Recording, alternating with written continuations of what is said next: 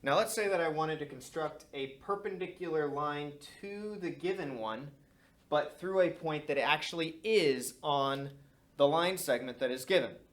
So if that's the case, what we're going to end up doing is exactly what we would do if the line had a point above it or below it, is take this pointy part, put it on the dot that we would like to go 90 degrees through, and we're going to make an arc with that. The arc can either be on the top or the bottom.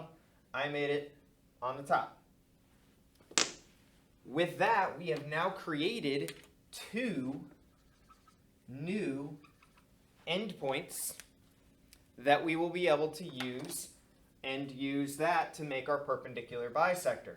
So we're going to end up having this in the middle, and it's going to be a 90-degree angle with that. So we have to put our pointy end on one of those endpoints, the newly created endpoint, and go a little more than halfway.